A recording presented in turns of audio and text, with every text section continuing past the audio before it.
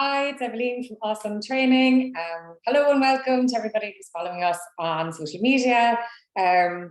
We have grown massively in the past few weeks.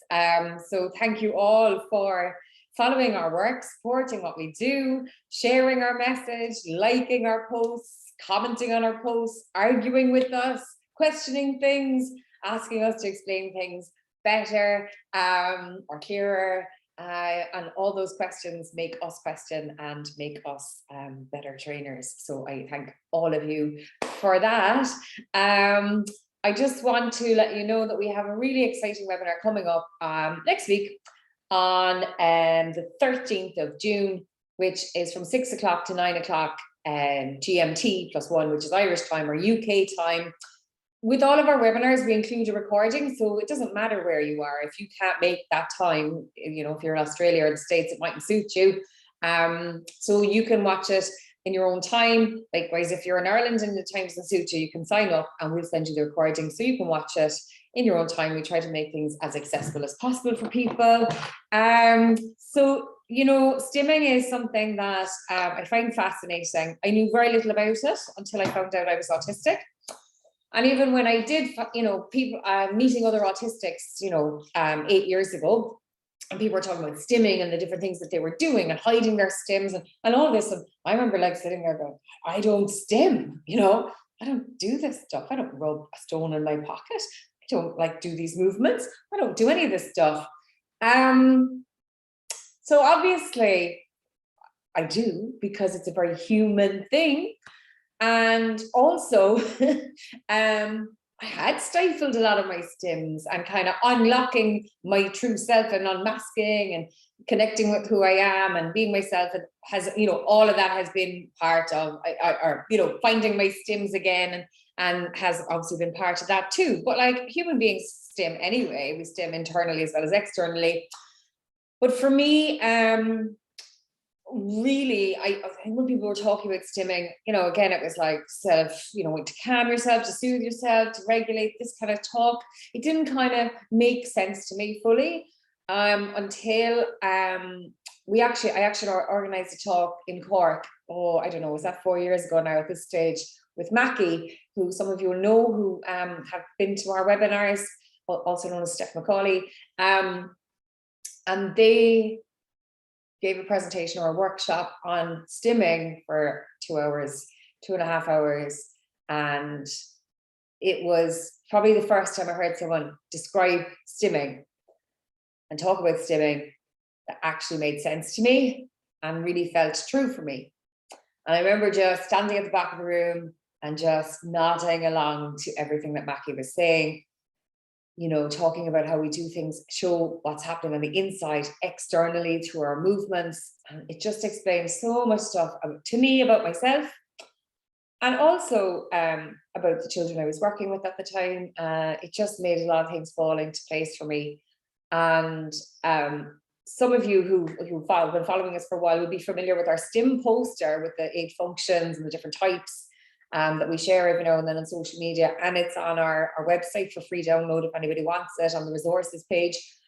I designed that after watching Mackie's talk. Like, that's what inspired me to kind of categorize that information in the way I would process things into kind of functions. You know, so that's where all of that has come from, really. So we haven't really talked about stimming at Awesome for quite a while, and it's such an important topic, like hugely important. It is our language, basically. You know, it's really a massive part of how autistics communicate. And once you can tune into someone's stims, you can really understand how they're feeling, whether that someone is you or someone else. It really brings a lot of things together. You know, I'll give an example that I like to give because it's straightforward. I spin my rings around, and I do this casually, involuntarily, without much thought, without any thought probably. You know, it's just something I do. It's a stim, you know, so people might say she does that to regulate herself or to feel comfortable or whatever. And all of those things are kind of true. But, and I'm not doing it to tell people to communicate that to people. However, there is communication in my stims. When I'm anxious or uncomfortable, I go faster. So if somebody knows me and gets to know my stims, they'll be like, oh, right, well, Evelyn is grand and she's like this. But if she's doing it quick, it means she's under a bit of stress. I don't have to tell anybody I'm under stress. I don't have to use any words. They will know that this is Evelyn under stress, and there's communication in my stim.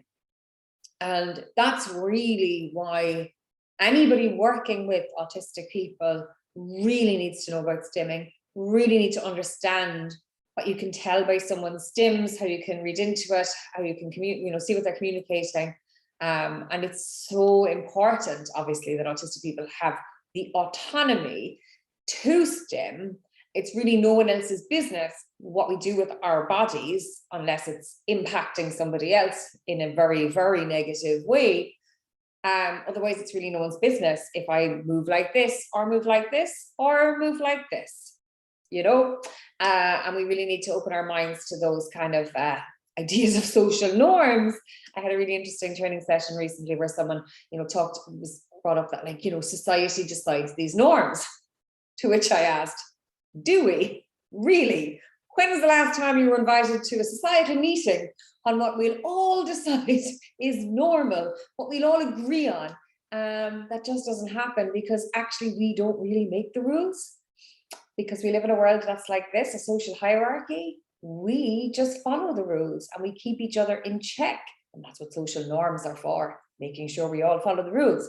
So it's time to kind of break free from those kind of social rules and norms and really understand the magic of stimming, the wonder of stimming, how important it is, how helpful it is to understand what stimming is, what functions it plays for you as a human being, and what functions it plays for maybe other people that so it's just so fascinating and such an important part of understanding autistic people as well. And nobody explains it quite like Mackie does. So I am absolutely delighted to be bringing you this webinar on stimming with Mackie next week. That's June 13th. So really, it's one not to be missed, because it is really central to understanding autistic people. So whether you're a parent, whether you're autistic yourself, whether you're a professional, or whether you're thinking you might be autistic, or any of these things, or a combination of all of those, this is absolutely a must for you, because really it was a massive part in me unlocking a lot of my understanding, just being there for those couple of hours at Mackie all those years ago. So thank you so much. I hope to see you there.